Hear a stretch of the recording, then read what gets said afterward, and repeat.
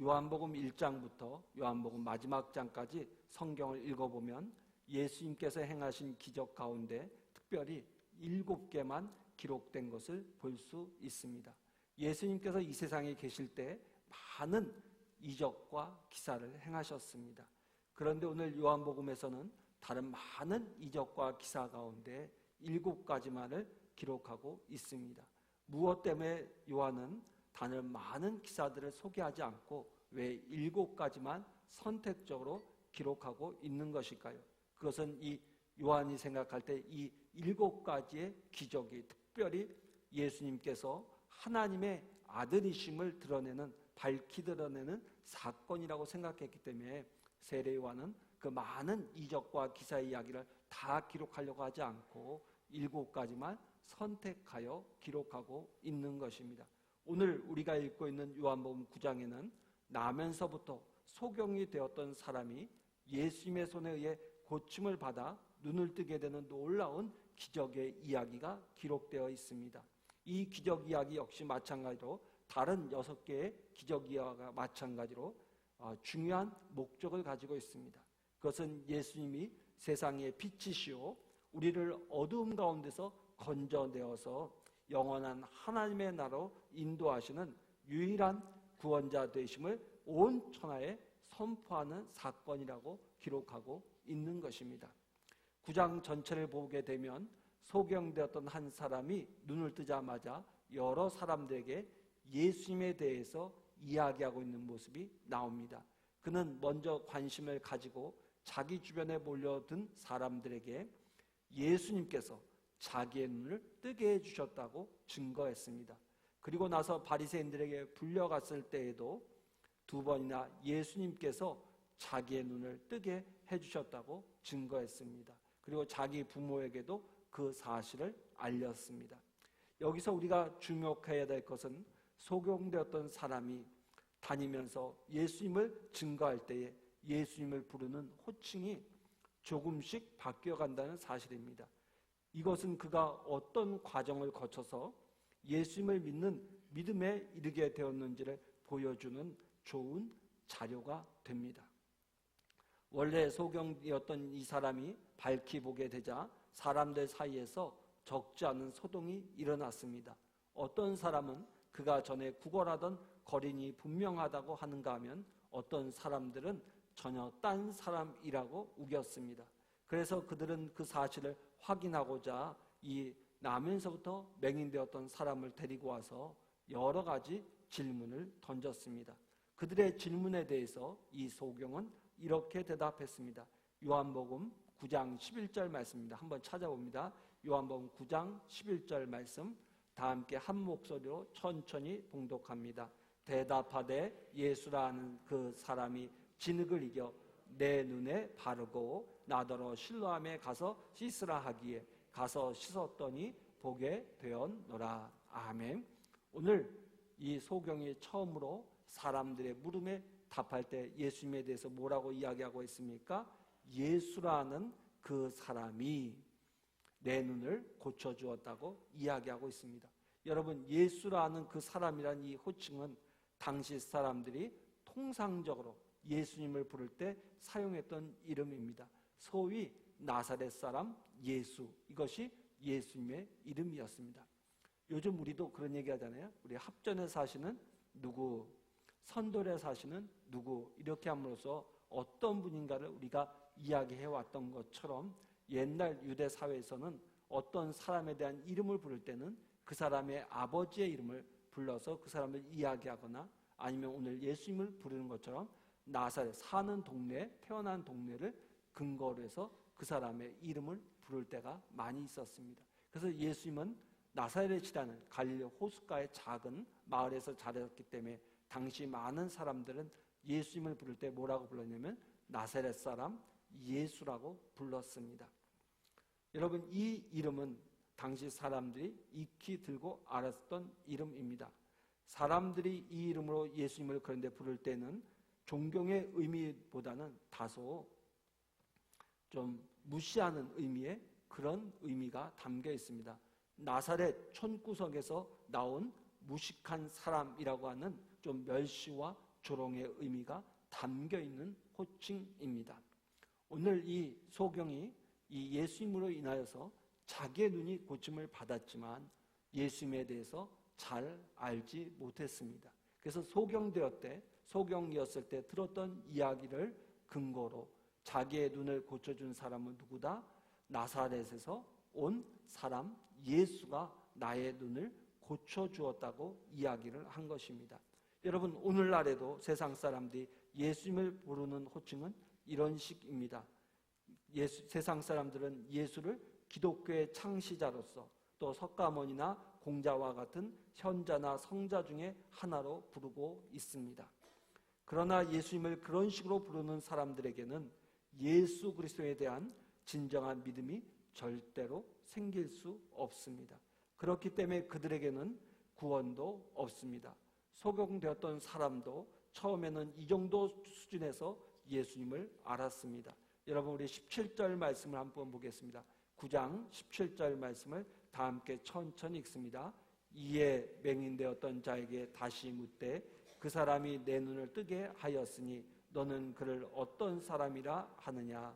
대답하되 선지자이니이다 하니. 자, 17절 말씀 보니까 이 소경되었던 사람이 바리새인들에게 호출을 당하여서 그들 앞에 서서는 어떻게 그리고 누구에 의해 눈에 뜨게 되었으며 그가 누구라고 생각하는지에 대해서 집중적으로 질문을 받는 장면이 나옵니다. 근데 이때에 이 소경되었던 사람은 이렇게 대답합니다.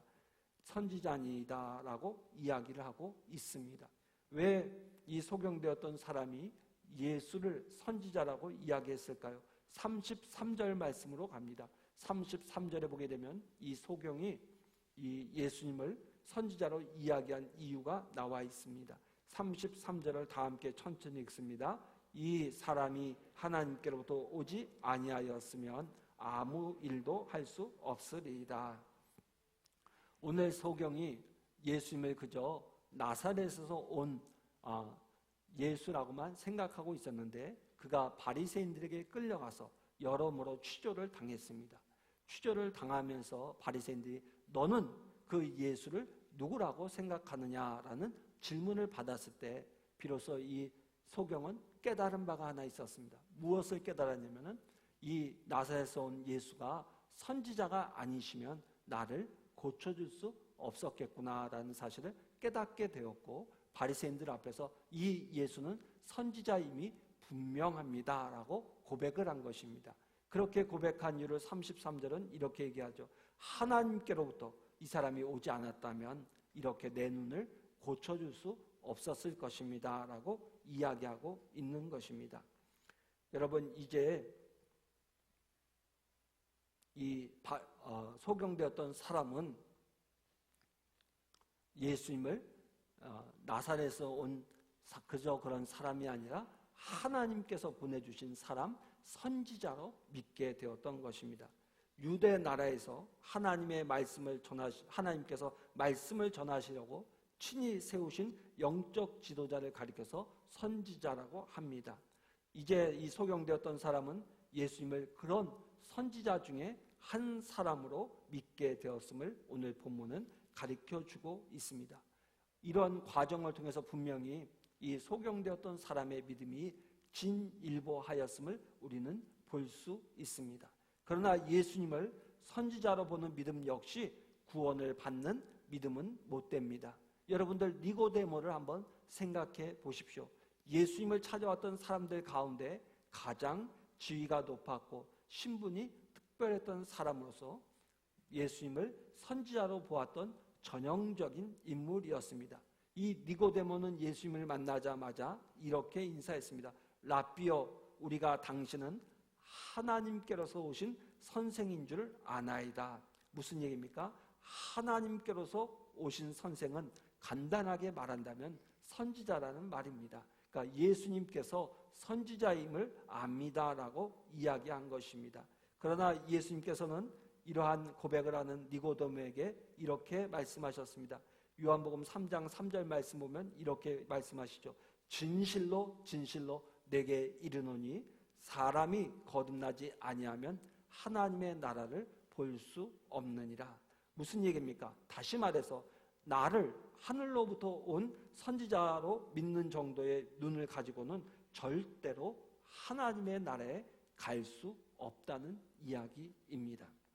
오늘 이 소경되었던 젊은이가 눈을 고침받았습니다.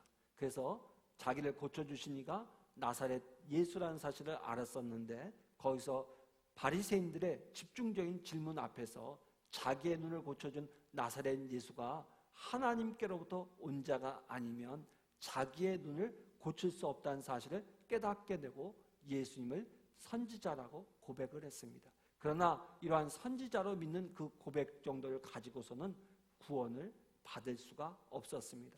근데 안타깝게도 오늘 교회 안에는 이처럼 종교적인 관점을 가지고 신앙생활을 하는 사람들이 많이 있습니다. 분명 믿지 않는 사람들보다는 그 믿음이 진일보한 것은 틀림이 없습니다. 그러나 이러한 믿음 가지고는 저와 여러분들이 구원을 얻을 수가 없습니다. 여러분 신앙생활하는 분들 중에 간혹 이런 말을 하는 분들이 계십니다. 교회를 다니면서 이제 하나님이 누구신가는 조금 알겠는데 예수님이 왜 필요한지, 하나님과 예수님이 어떻게 다르겠는지는 잘 모르겠습니다 라고 이야기하는 분들이 있습니다. 이런 사람들은 대개 교회에서 예수님에 대한 이야기를 워낙 많이 들었기 때문에 예수님에 대해서 잘 아는 것처럼 말도 하기도 하고 찬양하기도 합니다. 그러나 그 내면 속에서는 예수님에 대한 믿음이 없습니다. 예수님에 대해서 더 깊이 모르니까 믿음이 안 생기는 것입니다. 종교적인 관점으로 예수님을 보는 것이 대단한 수준인 것 같으나 분명한 것은 그것으로 구원을 얻는 믿음이 생기지 않는다는 것입니다. 여러분 오늘 우리가 함께 읽었던 요한복음 9장 35절 말씀을 다시 한번 천천히 봉독하겠습니다.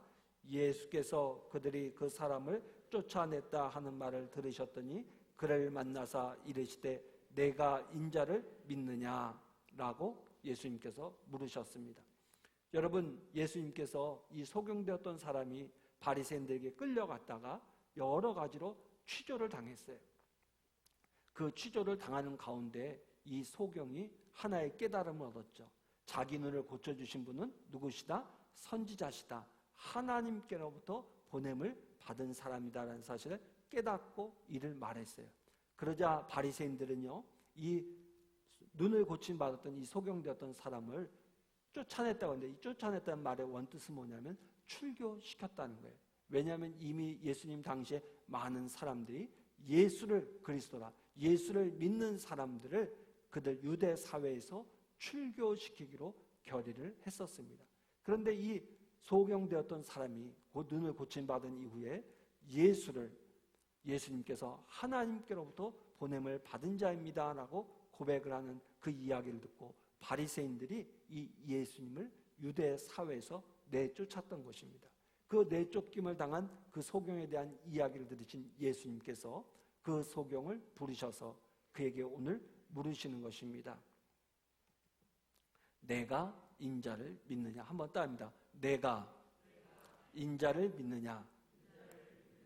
자, 여기서 인자라는 말은 그 한문의 원뜻을 보면 사람의 아들입니다. 그러나 성경에서 인자란 말은 하나님의 아들의 별칭을 가리키는 말입니다.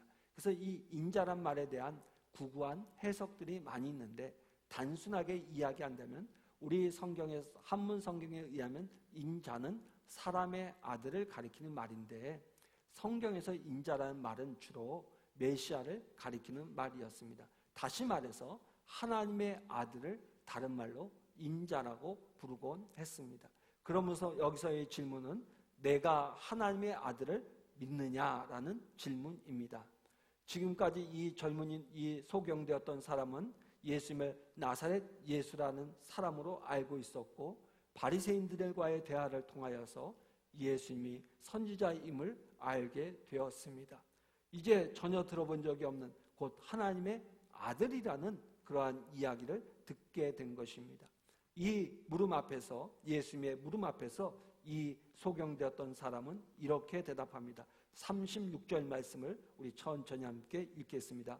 대답하여 이르되 주여 그가 누구시오니까 내가 믿고자 하나이다. 누가 하나님의 아들인지 이 사람은 잘 모릅니다.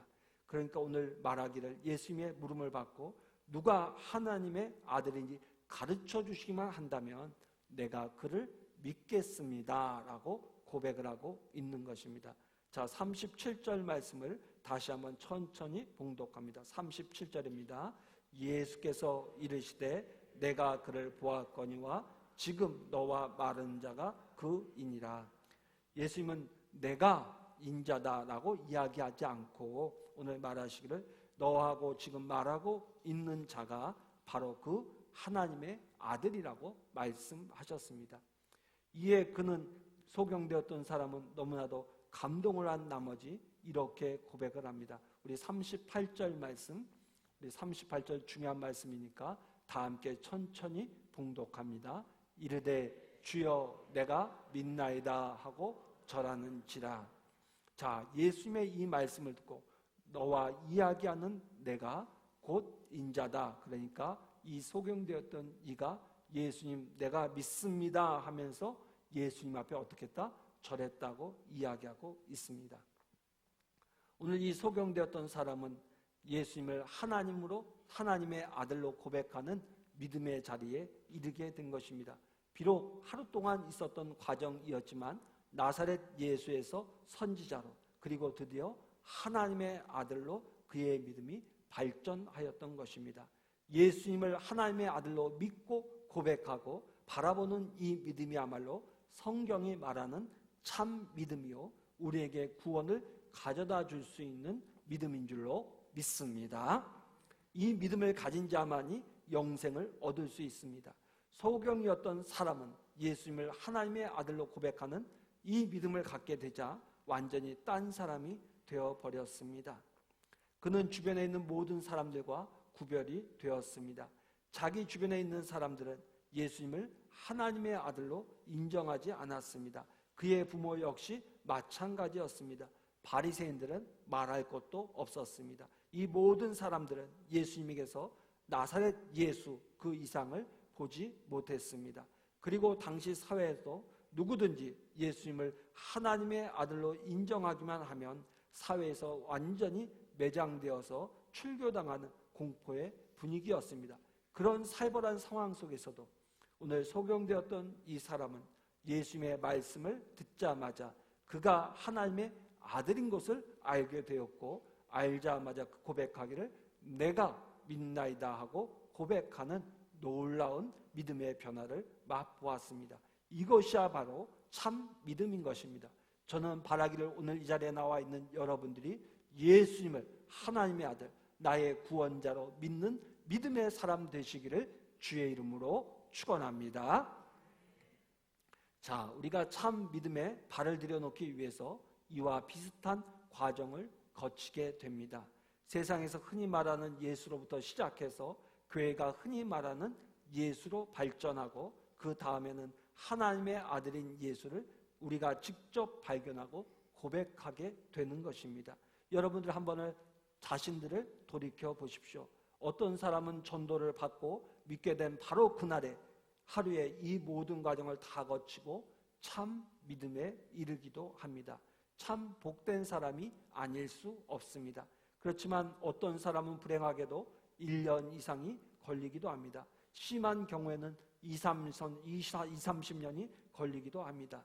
주일학교에서 배워 막연히 믿게 된 예수에서 부모들이 자꾸 믿으라고 하기 때문에 믿는 예수로 그러다가 수십 년이 지난 후에 자기의 입술로 하나님의 아들이라고 고백하는 예수로 발전하는 것입니다. 그러나 무엇보다 가장 불행한 사람은 죽는 순간까지도 예수를 하나님의 아들, 곧 나의 구주로 고백하지 못하고 있다가 죽음을 맞이하는 사람들입니다. 그들은 세상이 이야기하는 예수나 또는 믿음 좋은 부모들이 얘기하는 예수 이상을 모르고 세상을 떠나고 맙니다. 여러분, 그렇다면 그 사람들이 구원을 얻을 수 있을까요? 여러분, 니고데모와 예수님의 대화를 미루어 볼 때 그들은 구원을, 영생을 얻을 수가 없는 것입니다. 사랑하는 성도 여러분, 이왕 우리가 예수를 믿으려면 구원받는 믿음을 가져야 될 줄로 믿습니다. 한번 따라합니다. 구원 영생 얻는 믿음을 가지자. 아멘. 여러분, 이왕 우리가 예수 믿는 거, 예수를 바로 온전히 잘 믿어서 예수를 나의 구주로 하나님의 아들로 믿음으로써 영생에 이를 수 있는 저와 여러분들이 되시기를 바랍니다. 여러분, 구원받는 믿음이라는 것은 예수님을 하나님의 아들로 발견하는 것입니다. 하나님의 영광을 보는 믿음입니다. 중심으로부터, 우리의 중심으로부터 예수님을 나의 주, 나의 하나님이라고 고백하는 믿음입니다. 그런 믿음만이 여러분들을 하나님의 나라로 인도할 수 있습니다. 여러분들의 믿음은 과연 어느 과정에 있습니까? 아직도 세상 사람들이 말하는 예수에 머물러 있나요? 아니면 교회가 말하는 또는 부모님이 말하는 예수인가요? 아직도 구원받는 참 믿음에 이르지 못했다면 오늘 이 말씀을 듣는 중에 예수가 나의 구주 되심을 고백하고 깨닫는 귀한 시간이 되시기를 바랍니다. 자, 9장 38절을 우리 다시 한번 보겠습니다. 9장 38절에 중요한 말씀이 있습니다. 우리 함께 다 같이 천천히 읽습니다. 이르되 주여 내가 믿나이다 하고 절하는지라. 자, 이 소경되었던 사람이 하루 동안에 참 여러 가지 일들을 겪으면서 예수님이 인자이심을, 예수님이 하나님의 아들이심을 깨달으면서 내가 믿나이다 라고 고백을 하였습니다. 자, 그런데 오늘 38절 말씀 보니까 이 소경이 비로소 예수님이 하나님의 아들이시고 자신의 구원자이심을 깨닫게 되었을 때 행한 중요한 행동이 하나 있는데 그것은 바로 예수님께 절하였다는 것입니다. 여기서 절하였다는 것은 다른 말로 경배하였다라고 이야기할 수 있습니다. 한번 따라합니다. 경배, 예배. 여러분, 오늘 이 소경이 예수님이 인자되심을 깨닫고 하나님의 아들이심을 깨닫고 믿나이다라는 고백과 더불어서 예수님 앞에 절을 하였습니다. 예배했습니다. 경배했습니다. 여러분, 믿음과 경배는 결코 분리될 수 있는 것이 아닙니다. 믿음의 사람은 반드시 예배합니다. 믿음이 없이는 예배할 수 없습니다. 믿음과 예배는 하나입니다. 내가 믿는다고 고백하는 것은 하나님께 경배하는 것입니다. 내가 경배하고 예배하는 것은 믿는다고 고백을 하고 있는 것입니다. 우리는 이 짧은 본문 안에 감추어진 하나님의 놀라운 음성을 들어야 합니다. 내가 하나님의 아들이라는 것을 믿느냐? 그렇다면 엎드려 절하라 라는 음성입니다. 진실로 믿으면 너는 내게 절할 것이다. 내가 눈을 열어 하나님의 영광을 보았느냐? 보았다면 반드시 너는 엎드려 경배할 것이다 라는 의미의 말씀인 것입니다. 어떤 사람들은 이 소경되었던 사람이 예수님을 깨닫고 절한 것을 대수롭지 않게 여길 수도 있을 것입니다.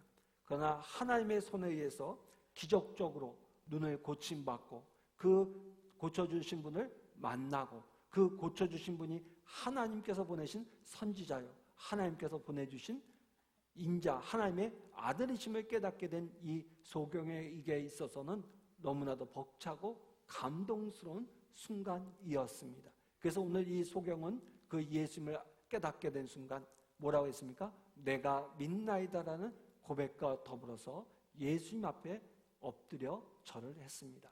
이 소경이 예수님 앞에 엎드려 절한 것은 우리가 일반적으로 사람들을 만나 인사하는 것과는 전혀 다른 것입니다. 어느 목사님의 이야기 중에 이런 이야기가 있었습니다.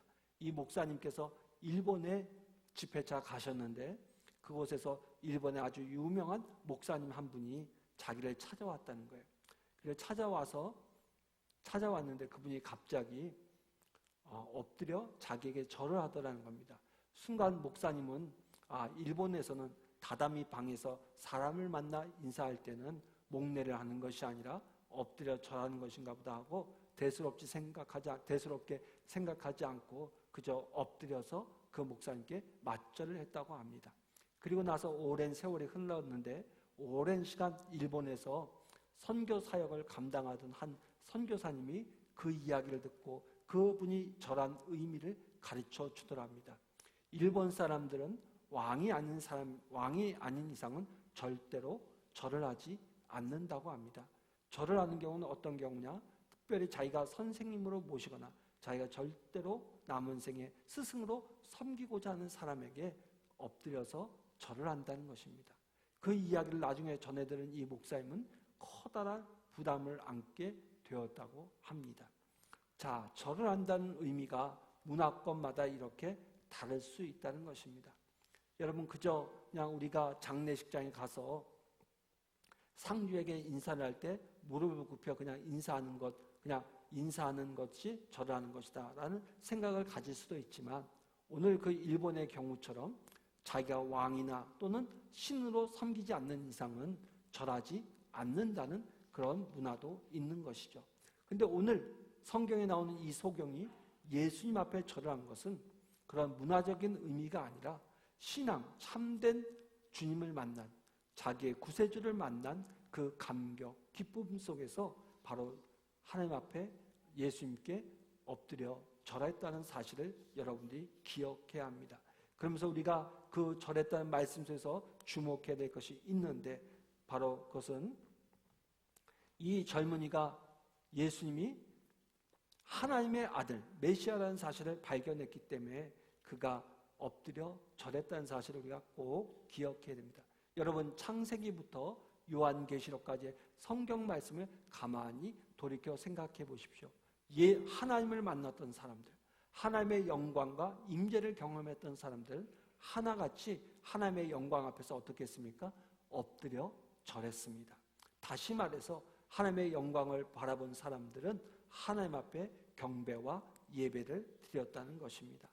사랑하는 성도 여러분, 믿음이 무엇입니까? 주여 내가 믿나이다 하는 말은 예수님께서 메시아이십니다, 하나님이십니다라고 고백하는 것입니다. 동시에 믿음의 눈으로 당신이 하나님의 아들이심을 봅니다라고 말하는 것입니다. 그러므로 믿음의 고백에는 무릎을 꿇고 엎드려 절하는 경배와 예배가 따라올 수밖에 없는 것입니다. 이런 의미에서 믿음은 예배요, 예배는 믿음입니다. 보는 것은 경배하는 것이고 경배하는 것은 보는 것입니다. 예수님의 하나님의 아들이심을 믿음의 눈으로 보시기를 바랍니다.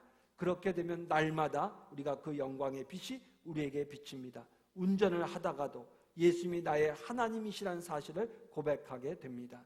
그 고백이 마음에서 우러나올 때 우리도 모르게 예수님의 이름을 찬양하고 싶은 생각이 불일듯 일어나서 운전하면서도 찬송을 부르게 되는 것입니다. 그러나 믿습니다 하면서도 마음으로 경배가 안 됩니까? 믿습니다 하면서도 예수님의 이름을 높이고 싶은 충동을 느끼지 못합니까? 믿습니다 하면서도 마음에 하나님의 영광을 바라보는 황홀과 감격이 없습니까? 그렇다면 여러분들의 믿음은 병들었든지 아니면 엉터리입니다. 내가 믿나이다 하는 이 믿음은 반드시 경배와 예배를 동반하게 되어 있습니다. 그런 의미에서 오늘 이 자리에 나온 사랑하는 성도 여러분, 예배와 경배에 전심할 수 있는 귀한 믿음의 사람들 되시기를 주의 이름으로 축원합니다. 무엇보다 바라기는 오늘 이 아침 나온 여러분, 우리가 믿는 예수님은 어떤 분이시냐? 그냥 나사렛 사람 예수가 아니라 하나님께서 보내신 선지자요, 그리고 무엇보다 하나님의 아들이심을 믿으시기를 바랍니다. 그 하나님의 아들이 이 땅에 오셔서 우리의 죄를 다 짊어지시고 십자가에 못 박혀 죽으신 우리의 대속의 구주이심을 진심으로 믿으시고 이 예수님께 예배하며 경배할 수 있는 귀한 성도님들 되시기를 주의 이름으로 축원합니다. 기도하겠습니다.